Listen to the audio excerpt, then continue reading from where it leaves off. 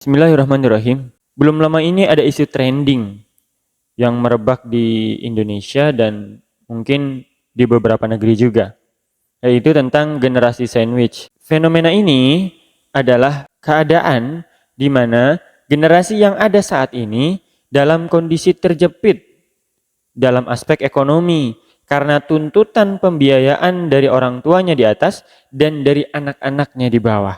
Sampai isu ini menjadi pertanyaan-pertanyaan yang ditanyakan kepada para calon presiden Indonesia di musim pemilu ini. Terkait itu, ada satu pernyataan salah satu capres yang sangat menarik buat aku untuk ditelaah, yaitu pernyataan dari Bapak Anies Baswedan. Disclaimer dulu ya, video ini tidak terafiliasi dengan gerakan politik apapun, bukan juga lagi kampanye. Video ini hanya ulasan yang aku rasa penting juga untuk diketahui para orang tua terkait pengasuhan, pendidikan, dan pembiayaan anak-anak. Di acara Mata Najwa yang bertajuk Baca Pres Bicara Gagasan yang digelar di Universitas Gadjah Mada tanggal 19 September 2023. Begini pernyataan dari Bapak Anies Baswedan. Ada beban untuk membiayai bukan hanya biaya diri sendiri, biayain orang tua tapi juga biaya adik. Banyak sekarang mas, dede-dede kita yang sandwich generation. Nomor satu, ketika Anda mendapatkan tanggung jawab ikut membiayai orang tua, maka jangan pernah pandang ini sebagai beban, tapi pandang ini sebagai sumur pahala untuk Anda membiayai orang tua. Nomor satu, jangan pernah pandang membiayai orang tua itu sebagai beban. Karena dia sudah membiayai Anda selama ini. Itu penting sekali. Kenapa teman-teman sekalian? Kita ambil tanggung jawab soal ini. Apakah berat? Berat ringan itu soal perasaan. Bila dijalani dengan sepenuh hati, maka itu akan bisa terasa ringan. Jadi nomor satu menurut saya mindsetnya. Yang kedua tentu cari kesempatan.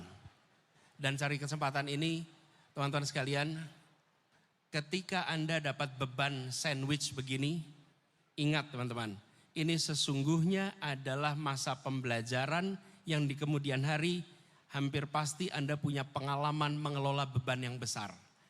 Anda ketika nanti memimpin, Anda ketika punya tanggung jawab, Anda punya pengalaman pengelolaan beban yang lebih tinggi. Jadi saya ingin usul pada teman-teman, jangan berharap segalanya serba ringan, segalanya serba enak.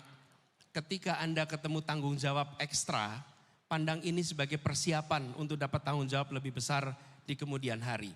Mungkin udah banyak ya yang nonton video ini, tapi aku ingin garis bawahi satu kata dari pernyataan Pak Anies Baswedan tadi, yaitu beban. Berarti dengan beredarnya isu sandwich generation yang meliputi generasi saat ini menunjukkan bahwa beredarnya opini bahwa membiayai orang tua dan anak adalah beban dalam kehidupan. Benar saja kan? Sehingga muncul juga isu atau fenomena yang lain yaitu child free. Masih ingat fenomena child free? Yaitu ketika pasangan suami istri berkomitmen untuk tidak memiliki anak, menikmati hidup berdua dan tidak terbebani pengasuhan, pendidikan, dan berbagai pembiayaan anak. Lalu bagaimana faktanya? Berdasarkan hasil survei yang dipublikasikan oleh IDN Times terhadap 350 responden dari kalangan Gen Z dan Millennials, ditemukan bahwa 22% mereka memilih child free atau tidak mau memiliki anak setelah menikah. Dengan alasan utama adalah karena faktor ekonomi, takut tidak bisa membiayai kebutuhan keluarga, dan juga karena trauma di masa kecil. 3,9% diantaranya juga beralasan ingin memutus siklus generasi sandwich. Tidak dipungkiri memang persiapan untuk memiliki anak memang harus dipikirkan secara matang, karena tentu akan ada banyak perubahan dan pembiasaan yang harus dilakukan ketika memiliki anak. Banyak orang merasa tidak siap atau tidak ingin berkomitmen pada tugas memiliki anak. Mereka memandang memiliki anak akan sangat menyerap kebebasan pribadi, dan mereka tidak tertarik untuk mengabdikan hidup untuk merawat, mengasuh, dan membesarkan anak. Intinya, mulai merebak pemahaman di antara pemikiran-pemikiran para orang tua atau calon orang tua bahwa keberadaan anak berpotensi merenggut kebahagiaan dan kebebasan mereka dalam berbagai aspek, karena harus merawat, mengasuh, mendidik, serta membiayai anak-anak. Sehingga muncul isu sandwich generation dan child free di negeri ini. Juga dikuatkan berbagai survei dan penelitian yang memvalidasinya. Dalam video ini, aku akan mengambil sudut pandang lain menyikapi keberadaan anak dalam kehidupan orang tua, yaitu dari sudut pandang Islam. Sebenarnya, bagaimana Islam memandang keberadaan anak dalam kehidupan orang tua? Ikutin sampai selesai ya, biar kamu dapat semua insight-nya. Oke, pada video kali ini aku akan bahas bagaimana Islam memandang keberadaan anak bagi orang tua berdasarkan Al-Quran dan hadis. Yang pertama, anak adalah amanah dari Allah, sesuatu yang harus dijaga. Allah berfirman, "Wahai orang-orang yang beriman, peliharalah dirimu dan keluargamu dari api neraka, yang bahan bakarnya adalah manusia dan batu." Quran Surat At-Tahrim ayat 7. Dari ayat ini kita tahu bahwa anak adalah amanah yang Allah titipkan. Karena ini amanah atau titipan, sebagaimana pemahaman manusia normal umumnya, amanah tersebut harus dijaga atau ditunaikan semestinya sesuai yang mengamanahkan amanah tersebut. Dijaga dari godaan dan tipu daya setan, dihindarkan dari jalan kesesatan, dilindungi dari berbagai syubhat dan syahwat, hingga tidak berujung pada azab neraka. Dibimbing untuk hanya beribadah kepada Allah, dituntun agar tetap di jalan petunjuk Rasulullah, memelihara fitrahnya sebagaimana dilahirkan hingga berpulang kembali ke surga. Bagaimana cara menjaga amanah itu? Tentu untuk lahirnya seorang anak yang baik, yang solih, kaidahnya harus melalui orang tua yang solih, yang memberikan pendidikan yang solih juga. Contohnya saja, Pak Imron dan Bu Hana, kedua orang tua yang solih, yang mengusahakan pendidikan terbaik untuk putrinya, yang nama keluarganya Allah tetapkan menjadi nama surat ketiga dalam Al-Quran. Dengan izin Allah, lahir dan tumbuh dari keluarga tersebut seorang perempuan solihah, Maryam namanya. Yang demikian solihahnya, Allah jadikan pula namanya sebagai salah satu nama surat dalam Al-Quran.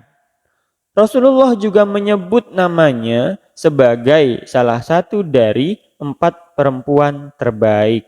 Sedangkan apabila orang tua yang salah, seperti Abu Lahab dan istrinya yang sesat, lahir dan tumbuh dari keduanya Utbah dan Utaibah bin Abu Lahab yang mendustakan Rasul serta ajarannya, memberikan permusuhan yang sangat keras, hingga mendapat akhir hayat yang menyedihkan sebagaimana orang tuanya. Langkah-langkah selanjutnya dalam menunaikan amanah ini bisa kamu tonton di video ini nih.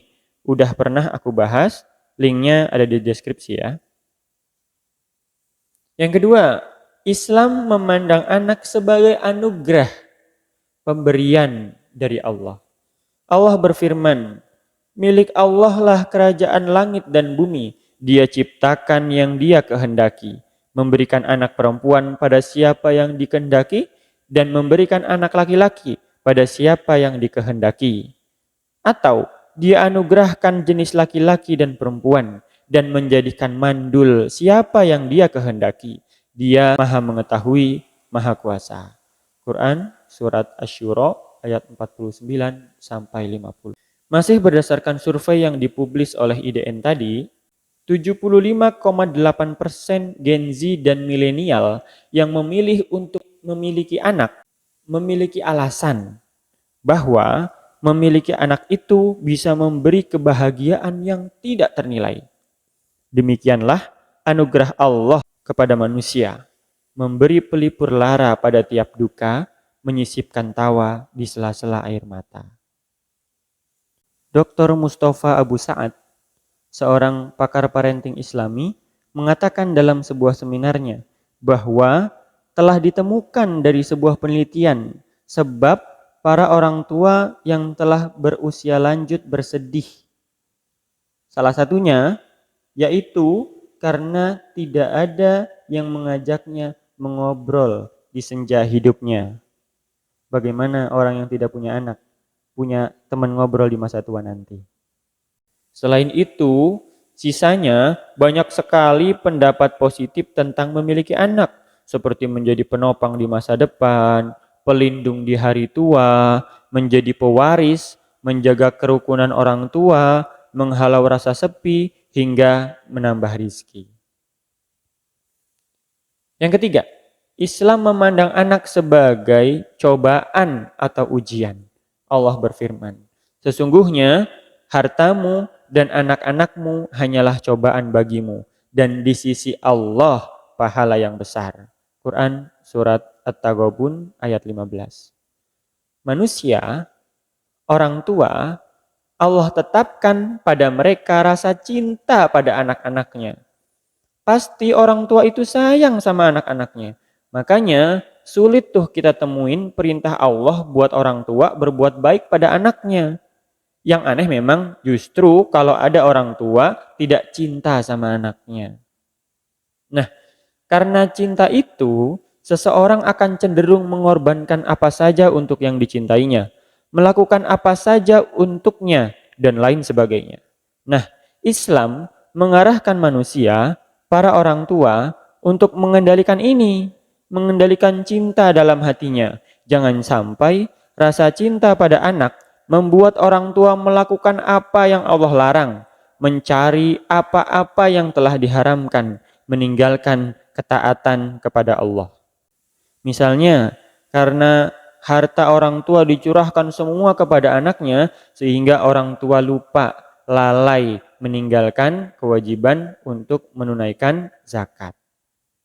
Contoh lain, karena khawatir meninggalkan anak, maka orang tua enggan pergi berjuang di jalan Allah.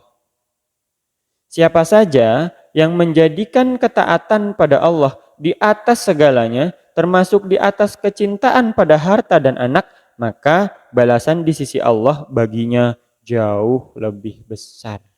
Yang keempat, Islam memandang keberadaan anak adalah sebagai penerus orang tuanya.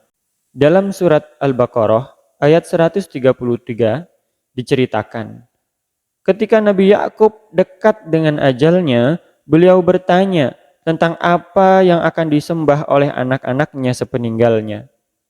Nabi Yakub ingin memastikan bahwa anak-anaknya kelak menjadi penerusnya. Orang-orang yang senantiasa taat dan beribadah kepada Allah. Orang-orang yang akan melanjutkan perjuangan dakwah yang dulu diembannya. Begitu juga Nabi Zakaria dalam surat Maryam yang berdoa minta pada Allah seorang anak yang akan melanjutkan perjuangan dakwahnya, melanjutkan tugas suci yang ditinggalkan sepeninggal dirinya. Demikian Islam memandang anak sebagai penerus tugas mulia orang tuanya. Selain itu, anak jugalah yang seringkali menjadi penerus urusan-urusan dunia orang tua, mewarisi harta dan hutangnya, perniagaan serta ladang-ladang ternaknya. Jika tidak ada anak yang meneruskan, maka berhentilah semuanya. Kalau tidak ada orang-orang yang meneruskan dakwah Islam yang diemban Rasulullah, tidak ada yang mengangkat tugas ini ke atas punggungnya, mungkin Islam tidak akan pernah sampai ke tengah-tengah kita saat ini. Yang terakhir, yang kelima, Islam memandang anak sebagai jariyah atau penyambung pahala. Kamu pasti tahu hadis yang menjelaskan bahwa setiap yang mati pasti terputus amalnya, kecuali 3. Yang pertama, sedekah jariyah, ilmu yang bermanfaat, dan anak soleh yang mendoakan kedua orang tuanya. Sedangkan anak bisa menjadi 3 sebab bersambungnya pahala orang tua, walaupun orang tua telah meninggalkan dunia ini. Harta yang kita berikan kepada anak, ilmu yang kita ajarkan pada mereka, dan senantiasa berguna baginya, serta setiap untayan doanya yang selalu dipanjatkan setiap harinya. Bukankah itu menjadi keuntungan yang besar bagi para orang tua? Bagaimana tidak untung kalau usaha mengasuh, mendidik, dan membiayainya hanya paling 20 tahun. Lalu dengan perantara itu kita masuk surga untuk selama-lamanya. Coba sebutkan, bisnis atau investasi apa yang modalnya 20, untungnya unlimited. Tapi sayangnya dengan kalkulasi yang rumit dan menggigit, akhirnya banyak orang tua saat ini yang menganggap anak beban, bahkan sampai memutuskan untuk tidak memiliki anak. Kalau begitu, jangan pandang anak sebagai beban. Manusia sebagai makhluk ekonomis secara alami akan ingin untuk terus mengurangi beban yang ditanggungnya. Dan pandanglah anak sebagai jariyah atau investasi. Sebagaimana investasi yang menguntungkan, investor akan cenderung memperbanyak asetnya untuk diinvestasikan karena terbayang baginya ke depan di masa yang akan datang keuntungan yang besar dari imbal hasil apa yang dia investasikan. Kita akan menerima imbal hasilnya kelak di akhirat dari anak-anak yang kita didik dengan syarat pastikan investasi itu menguntungkan dengan cara mendidik mereka dengan sungguh-sungguh, benar dan sesuai petunjuk Rasulullah Shallallahu Alaihi Wasallam. Demikian video ini menjelaskan bagaimana Islam memandang keberadaan anak. Kalau video ini bagus, like. Ada yang mau didiskusikan, silahkan komen. Share juga, biar manfaatnya juga diterima oleh orang lain yang kamu sayang. Jangan lupa subscribe, biar dapat video mendesak dan bermanfaat lainnya. Alhamdulillah, semoga bermanfaat.